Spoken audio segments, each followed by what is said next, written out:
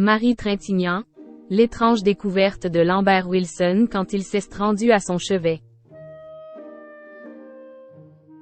Il y a 20 ans jour pour jour, Marie Trintignant s'éteignait tragiquement à l'âge de 41 ans. Présent à son chevet, l'acteur Lambert Wilson avait fait des confidences déchirantes concernant ses derniers instants. Marie Trintignant est devenue malgré elle un symbole des violences faites aux femmes. Le 1er août 2003, soit il y a 20 ans jour pour jour, elle est décédée sous les coups de son compagnon Bertrand Cantat à l'âge de 41 ans. Le drame avait eu lieu dans une chambre des hôtels de Vilnius, en Lituanie, où elle séjournait pour les besoins du tournage du téléfilm Colette, une femme libre.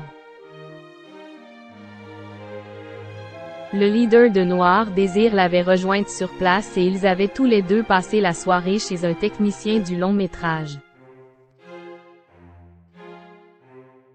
En rentrant, vers 1h du matin, une dispute aurait éclaté lorsque le chanteur aurait évoqué Samuel Benchetri, dont Marie Trintignant venait tout juste de se séparer.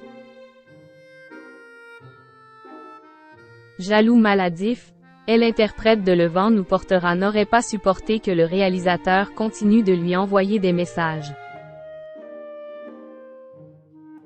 Selon le rapport d'autopsie, il aurait ainsi asséné pas moins de 19 coups à la fille de Jean-Louis Trintignant, dont 7 au visage. Laissée inconsciente pendant plusieurs heures, avec du sang sortant de sa bouche, elle avait finalement été hospitalisée en état de mort cérébrale, avant d'être rapatriée en France.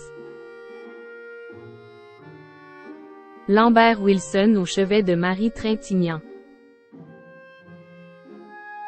À la demande de Nadine Trintignant, Lambert Wilson, qui figurait lui aussi au casting du téléfilm Colette, une femme libre, s'était immédiatement rendu au chevet de Marie Trintignant, à Vilnius.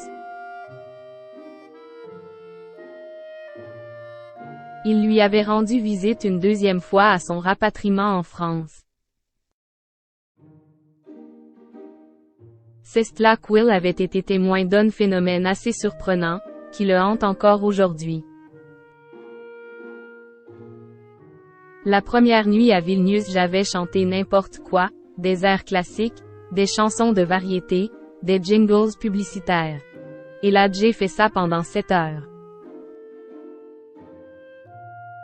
Et ce qui était incroyable, d'un point de vue purement médical, c'est que plus je chantais, plus son taux d'oxygénation remontait.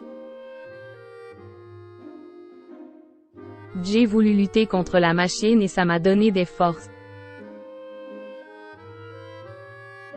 Je voulais qu'elle remonte, s'était souvenu Lambert Wilson dans l'émission Il n'y a pas qu'une vie dans la vie sur Europe 1. Pour lui, cela ne fait pas de doute. Il est évident qu'elle a envoyé un signal par son corps. À défaut de l'avoir ramenée à la vie, il l'a peut-être aidée à quitter paisiblement ce monde.